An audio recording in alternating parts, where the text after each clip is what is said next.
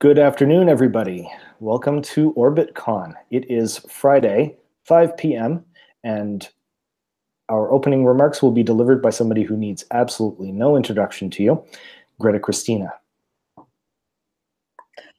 Hi, everybody. I'm Greta Christina, and I will introduce myself. I am a writer, blogger, activist, organizer. I've written a bunch of books, which you can look up. I'm not going to yak about them right now. And what I'm talking about today is the atheist movement staying relevant and becoming relevant. And I want to start out talking about a hugely missed opportunity in terms of us being relevant. And I promise I will get more cheerful later. I mean, I'm kind of in, bitter, burnt out mode a lot lately, but wait, I'm not sure y'all can hear me. Oh, yes, we're good. Yeah, I'm kind of in bitter, burnt out mode a lot lately, but I promise I will get more perky by the end of this.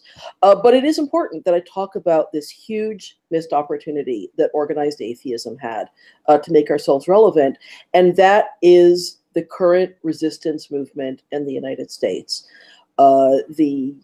I don't think I need to explain to anybody that right now the political situation in the United States is really terrible. It's terrifying.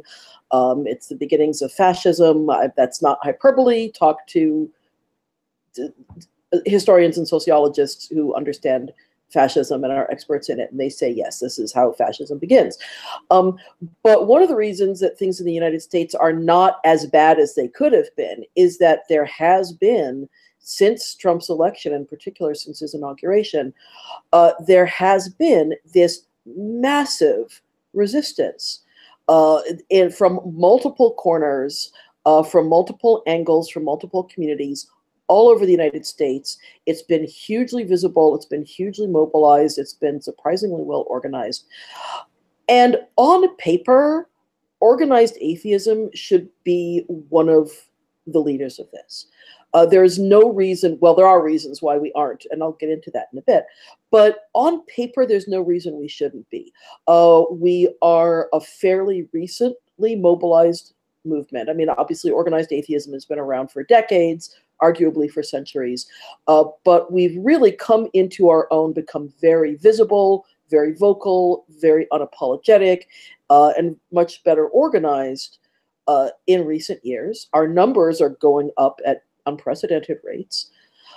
In particular, we are a very young community and a very young movement. When you look at all those charts of the rise of atheism and where those numbers come from, it's overwhelmingly young people. The people, you look at the age breakdown, and there are greater rates of atheism among young people. And that's a lot of who is driving this resistance movement, is young people. We have been in the media a lot lately. I mean, not always positively, as I'll get into in a bit. And we're no longer in that phase where just by saying the word atheist, you can get on the news, just by putting up a billboard or saying, hey, there's a group that exists. That's no longer true. But we've had a lot of media presence recently. And so on paper, there's really no reason we shouldn't be one of the, sorry, that's Ingrid. She's sitting here with me, and she has a cold. So do I, by the way. If I'm raspy, I apologize for that. So there's really no reason that organized atheism shouldn't be one of the leading forces in the resistance movement, except that there are a lot of reasons, and that's what I'm going to get into. Why are we not that? Why are we not one of the leading forces in the current resistance movement in the United States? And I think there's a lot of reasons, and some of it is anti-atheist stigma that's real, and it exists on the left as well as on the right. And there's a lot of atheist invisibility. A lot of people on the left aren't even really aware that organized atheism is a thing, aren't aware of how big we are. So that's part of it. But there are some other reasons as well that we are not relevant in this, particularly relevant in this current resistance movement. And I actually, before I get into that, I should clarify, it's not that we're completely irrelevant. There are national organizations that are doing resistance work. There are local communities that are doing resistance work. And there's certainly lots of individuals who are doing resistance work. But we're just not one of the leading forces of it. We're not one of the leading visible forces. And so that's what I'm talking about. And one of the reasons is that there's a lot of people in organized atheism who are on the wrong side of this fight. There is a small but non-trivial number of atheists, and some of them are fairly public atheists, who are in the air quote alt-right. In other words, they are fascists. The amazing atheist, that horrible misogynist podcaster, he endorsed Trump. Michael Shermer endorsed Trump. And these are people who have hundreds of thousands of followers in atheism, skepticism, humanism, free thought, whatever you want to call it. And in addition to there being a non-trivial number of people who are atheists who are on the alt-right, there's a larger number of people who trivialize this presence in our communities, who deny that it's a thing at all, who say, no, that's not any, either that there's no alt-right presence in atheism, or that it's not anything anybody has to worry about because there's not enough of us, who give them space, who give them platforms, who say, oh, we have to have all sides represented and we have to be a big tent. And so that means that we have to have, Black people, women, queers, trans people, disabled people. And we also have to have the people who dehumanize those people and at best think of these people as second class and at worst want to actually, to stamp us out. So we are, and have been for some time, a very divided movement and a very divided community. I don't think that's a surprise to anybody. And it always troubles me when people say, oh, we're so divided, we're such a divided country, we're such a divided community, without talking about why we're divided. So I do think it's sad that we're divided, but I don't think it's sad that we're having arguments. I think it's sad that there are people who think that there are people in this movement who are anti-feminist, that there are people in this movement who oppose Black Lives Matter, that there are people in this movement who think that trans people, disabled people, anybody who's been marginalized speaking up for our rights is a snowflake, who's just whining. That's the problem. I hate it when people talk about how sad it is that we're divided without talking about what we're divided about. And we have been having these fights in organized atheism for a very long time.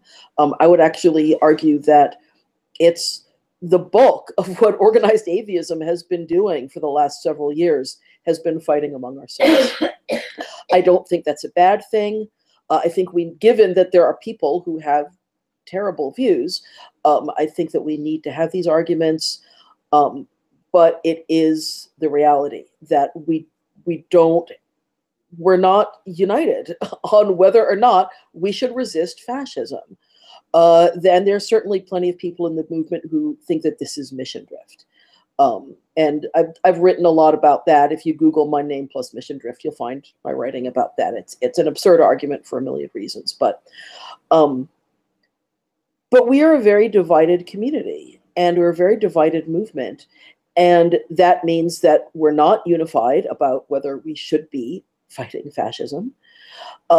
And we're spending a lot of our time and energy arguing with each other about whether we should be fighting fascism and fighting misogyny and fighting racism and so on. And there's a lot of people who have been engaged in this fight on the social justice side who are very burned out. And boy, howdy am I one of them. I'm actually doing a session tomorrow with Bria Crutchfield where we're going to be talking specifically about burnout. So I'll get into that more. But it's very hard to spend years in the community that you love and the community that you have poured your heart and soul into, and the community that you've devoted huge amounts of time and energy to.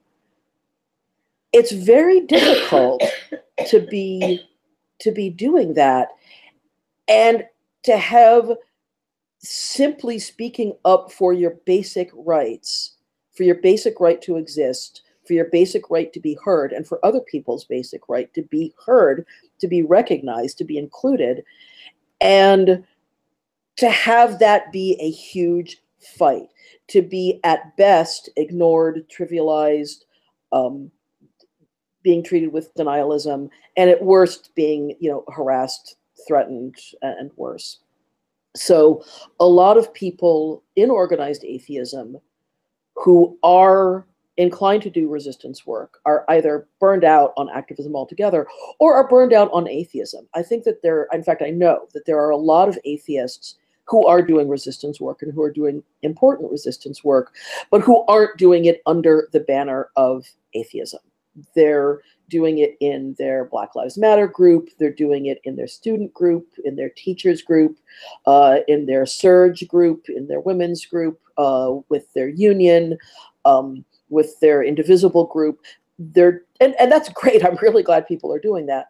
But we're not doing it, for the most part, and with some exceptions, under the banner of atheism. And because a lot of people are really burned out on organized atheism. And this is a big problem. It's a problem. It's not good for atheism. Let's start there. We had a chance here to be really relevant and to get more people noticing us, to get more attention, to get more people aware of who we are. We had an opportunity to do coalition work, which strengthens us as well as the people that we're in coalition with, to get more visibility, to get more strength. We had this opportunity that we blew. But more importantly than that, we missed out on this opportunity to be relevant in the current resistance movement.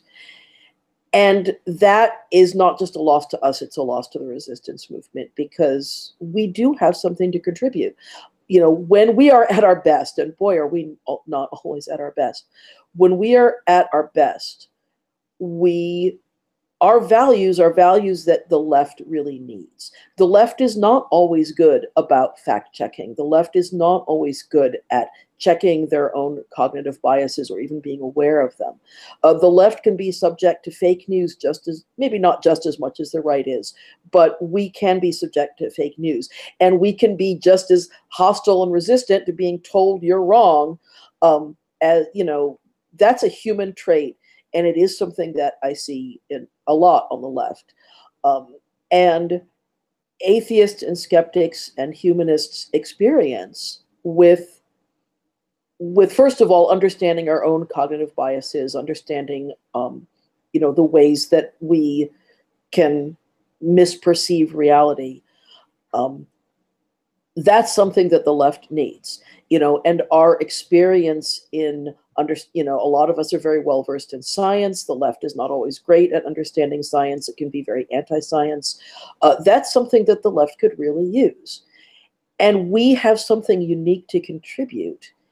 And it's very sad to me that because we have not successfully made ourselves relevant, that it's not that those voices are lost, because again, a lot of individual atheists are doing this work, but we're not doing it as powerfully as we could, and that is a real shame.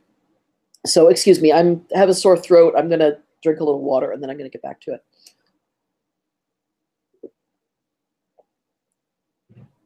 So this is this huge missed opportunity we had, and so that's the bad news, So I want to talk a little bit about the good news. One piece of good news is that other social change movements have been through this. We are not the first one. Fighting about marginalized people within the movement it's happened in the civil rights movement, it's happened in the feminist movement, it's happened in the LGBTQIA movement. I don't actually know of a social change movement in the United States that has not had these fights. And it's not that it hasn't had stretches where they've been significantly torn apart by these fights and where they've been weakened by these fights. This is not new to us. And yet, these other movements have gotten it together and continued. And it's not like, oh, everything's hunky-dory now and there's no problems in any of these movements and everybody's doing everything right. That's clearly not true. But a lot of these movements are getting better. There is improvement. You know, the queer movement is getting better at intersectionality. The feminist movement is getting better at intersectionality. Still a huge amount of work to be done. But when you compare it to decades ago, we are much better at it. And I do think that there is potential for organized atheism, skepticism, humanism, whatever you want to call it, to become more relevant. Whether there's time to do that in the current resistance movement, the current anti-fascist, anti-Trump movement, I don't know. But I do think that there is time for us to become relevant to the larger world and not just to our own communities. So how are we going to go about that? I think that there's a couple of things that we can do. One is to find national organizations that are still doing good work. And there's a couple. I mean, I know a lot of people are really burned out on national atheist organizations, and with good reason. It's funny. It's very interesting timing. The BuzzFeed story about David Silverman being fired from American Atheists because of financial malfeasance and sexual assault has just came out. Like literally, it came out less than an hour before I came here to talk to you. And so this is very much on my mind. And you know, and he's obviously not the only high-level person in our movement who has behaved extremely badly, whether it's about sexual assault, whether it's about fraud, or whether it's just about garden variety, sexism, racism, classism, ableism, and so on. And we have a number of organizations in our movement that are kind of just puttering along doing the same old thing that they've been doing for a long time, which is not necessarily bad. It's not trivial work, but it's not exactly the most important work that needs to be done right now. But there are a couple of organizations that are doing good work. I don't really want to get into, well, I'll just mention a couple. Foundation Beyond Belief is doing good work that's related to, it's not explicitly resistance work, but it's very related to social justice. And the American Humanist Association, they're not perfect at it, but they are moving in this direction and taking some good steps. And you know what? It could be that next week I will be seeing an article about these organizations saying that they're terrible. I don't think so. But I'm saying don't necessarily take my word that, hey, these organizations are great. Because honestly, if you had asked me a few years ago what organizations are great, there are organizations that I might have recommended that have turned out not to be great. The Secular Student Alliance is unfortunately one of them. And that is a huge missed opportunity because, again, in the current resistance movement, it is very youth-driven. It is very student-driven, not exclusively, but to a great extent. And if the Secular Student Alliance had been functioning at the time that this disaster in the United States happened, I think that we would have had a lot more presence in the resistance work that's being done. But unfortunately, if you look up the history of the Secular Student Alliance, they had some pretty serious problems with sexual misconduct and with the organization being in denial of sexual misconduct and trying to silence it. And there was a recent changeover in leadership, but it seems like it's still under the new leadership a very dysfunctional organization. I hope that that's not true. I hope they get their act together. But so yeah, so that's a bit of a tangent. I just want to say, don't necessarily say, oh, Greta says this organization is okay, so therefore they're fine. Do your own homework. Keep an eye on which organizations are continuing to do good work, which ones are not. And if you don't know, talk to people who do. And it may be that, now that David Silverman is out of American Atheist, it may be that they'll be moving in a good direction. I don't know. I'm kind of holding my breath for that. But I don't think the national organizations are necessarily where we should be putting most of our energy. I think they're important. I think they're potentially valuable if they're not being run by fuckheads. But what I would really like to encourage people to do is to do work at the local level. Find your local atheist, skeptic, humanist community, and get involved in resistance work there, because there is work being done on the local level. And I think that that's where we have power to make ourselves relevant. And if there isn't a local community where you are, or if there is a local community and it's full of racist, denialist shitheads, start your own. Seriously, it is less hard than you think. I mean, it is a lot of work. Community organizing is a lot of work. But just getting it started is less hard than you think. Just throw up a meetup group and get the ball rolling. And here's the thing about local organizing. I think a lot of people see local organizing as unglamorous, and often it is. But the thing about local organizing is that's where you have more power to really make a difference. It's where one person has more power to really make a difference. In a national organization, we have a certain amount of power, and it's worth doing. It's worth taking that power. It is worth contacting, for instance, organizations if they're doing work that you support, or if they're doing things that you don't like. It's worth contacting them and letting them know, I support you for these reasons, or I don't support you for these other reasons. If you can make that support financial, even with like a small amount, that does make a difference. Really, organizations live on $5 a month automatic contributions. So that does, it's not that we don't have a voice in the national organizations, but, the national organizations, there are thousands of people. There's tens of thousands of people.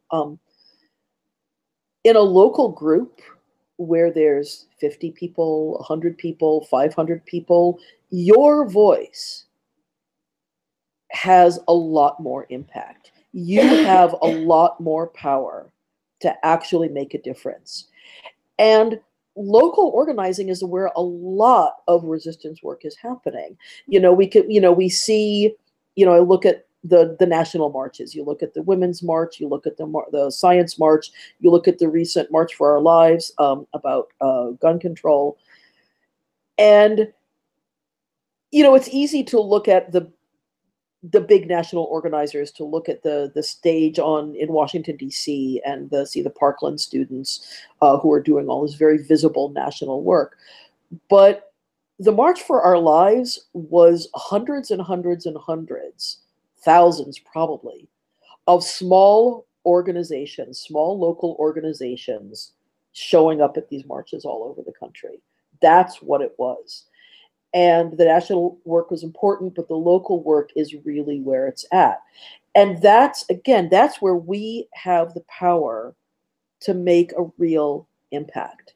That's where we have the power both to move atheism in a good direction. It's like if even half of the local atheist, skeptical, humanist communities were moving in a social justice direction, that would make a huge difference nationally. And again, it's where you have more power to be heard. You can persuade people one-on-one. You have a better chance anyway of persuading people one-on-one, than you do in a national, as a member or just as an observer of a national organization. And also, again, local organizing is where you can get things started. Local organizing is where you can throw up something on Meetup and say, I want to start doing atheist social justice organizing. I want to start doing resistance work under an atheist banner. Who's in? Who wants to show up at the next march? Who wants to help do voter registration? This is where we have a tremendous amount of power, and I think that's how we're going to make ourselves relevant. I think that so much work, so much activism is local, and whether that's local electoral politics, whether it's the local activism of other sorts, doing, trying to change laws, trying to change policies, trying to change minds. There's a saying that all politics are local, and there's a degree to which that's not true, but there's a degree to which it is. People get elected because of local organizers on the ground. It's a huge amount of why the religious right has had so much power is over the last several decades is they've had national organizations, but they've also just had people on the ground in school boards. It's why, science education is so terrible. It's one of the reasons. I mean, crappy funding is obviously one of the reasons. But one of the reasons that science education is so terrible in this country is that school boards, hundreds or thousands of school boards all over the country, are run by the religious right, people who just ran. So if we do that, whether it's electoral politics, whether it's running for school board, running for your town council, or whether it's other forms of local activism, when you do local activism and then you network and you connect with people who are doing local activism elsewhere, that is hugely powerful. It's where change happens. And it's how we're going to change atheism for the better. And it's how we're going to change the world for the better. And so I very much encourage that. And I get that it's hard. I get that a lot of us, again, are super burned out. I'm going to talk briefly about the David Silverman thing here, the content note. I'm going to talk in perhaps a little more detail about sexual assault. A lot of us have been sitting on secrets for years. I've been sitting on this secret for years, and it's been very hard, and it's ground me down. And I know that's true for a lot of people. And a lot of us we're ground down by having to explain things that we shouldn't have to explain. And I know one of the frustrations I've had in organized atheism and skepticism and humanism is that we should be better. We have these values that we are absolutely not living up to. When I first started getting into organized atheism, I was like, wow, people who really value the truth. And then truth comes out about sexual harassment, sexual assault, about racism, about ableism, about serious problems in our movement. And people turned into denialists. And they do denialism under the banner of skepticism, and it's not. It's hyper-skepticism done to this extreme that is actually denialism. People say that they value evidence and evidence-based thinking, and yet when provided with evidence of things like sexual assault by leaders in our community, they do exactly what they complain about religious people doing. It's, they move the goalposts. They change the conversation. They demand kinds of evidence that are absurd. And then even when you provide that evidence, they say, well, no, now you need to provide different evidence. It's atheists and skeptics are very well versed in rationality, and unfortunately that sometimes turns into being very good at rationalization. We are very, very good at providing rational sounding explanations for bullshit. We are very good at providing rational sounding explanations or excuses for terrible behavior. And that's very frustrating. And it's very disheartening. It's very demoralizing. And I'm going to talk about this more in the discussion on burnout tomorrow. If you need to take a break, do it. You take care of yourself. And if you can't handle organized atheism, don't. That's fine. do this as much or as little as you can. If you're just done with it. But one thing I'd point out is that I know all these people who say, I'm completely done with organized atheism. I've had it with atheism. And they're saying this in a network of friends on Facebook or other social media who are also atheists. And they're using this network of friends to do things like getting out the word about actions that are happening, getting information out, sharing information, literally organizing. This is organized atheism too. It's like 1,000 social justice warriors on Facebook who are all saying, call your congressman. That's organized atheism too. It's not just the national organizations. It's not even just the local communities. That's also organized atheism.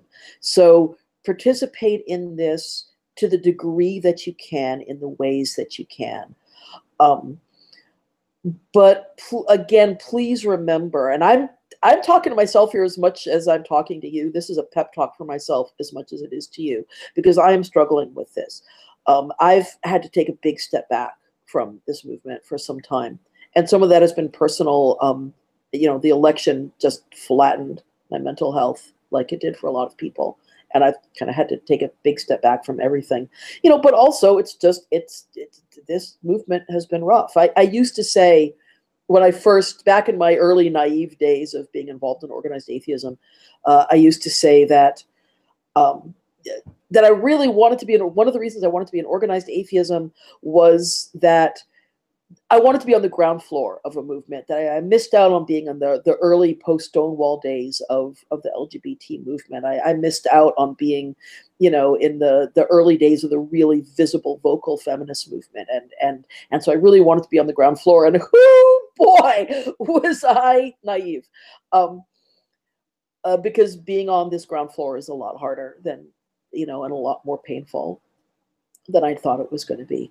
And is involved being treated like dirt by people who I thought were my home, much more than I thought it would be. But it's also meant finding amazing people, and there are amazing people in organized atheism. And fighting the good fight, fighting the social justice fight, has been how I found them. It's been how we found each other. And so take care of yourself. Do this as much or as little as you can. Honestly, if your atheist activism in resistance work is doing resistance work in some completely other venue, and now and then reminding people to pay attention to atheists, now and then reminding people not everybody's religious, and, that, if you're going to an event where they're having prayers, talk to the organizers and say, hey, just remember, not, when you do prayers, not everybody's religious. That's atheist activism too. And so I encourage you, like I'm encouraging myself, to remember other movements have been through this. Other movements have been through this exact same bullshit and have come out not perfect, not completely healthy, and certainly not unscarred, but have come out functioning and doing effective work on the other side. So please remember that, and do whatever work you can. Participate in national organizations that you support if you can do that. Participate in local communities if you can do that. Start a local community if you can do that. Participate in online activism if you can do that. And just take care of yourself. Survival is resistance. And just taking care of ourselves, staying alive, staying as healthy as we can, living to fight another day is a huge part of how we're going to be relevant in the future. So thank you all very much. And I think I'm done. Thank you, Greta. If you want to stick around, I'm just going to speak for a few minutes to get everybody kind of oriented to where they are generally in OrbitCon. I wasn't going to do much of a pep talk as part of this, but then the American Atheists Board moved faster than I have seen any other board in this movement move to deal with allegations against David Silverman.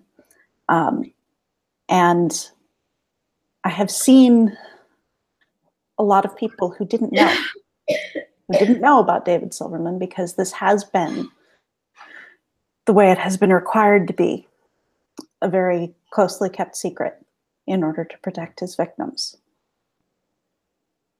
I have known about this since 2012.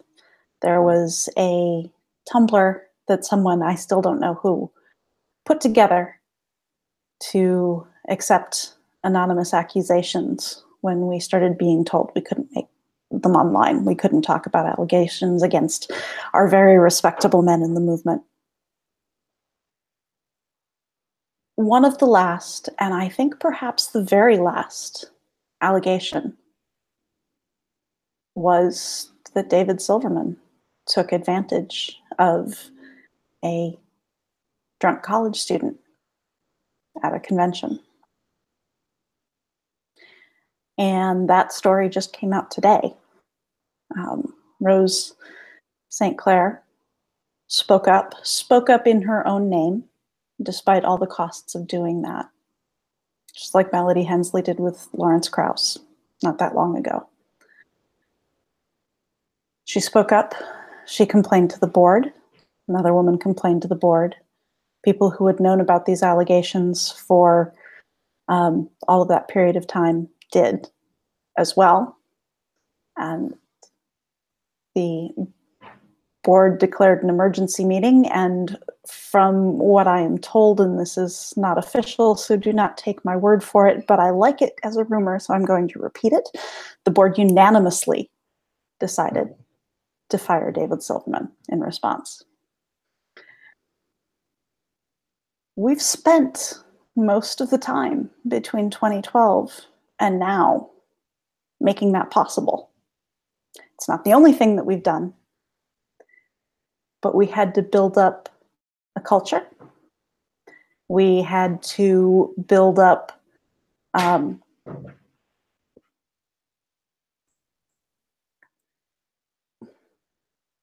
thank you. We had to build up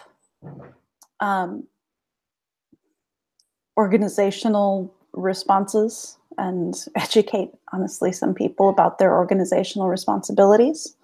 I don't know how much of a role that played specifically with American Atheists, but and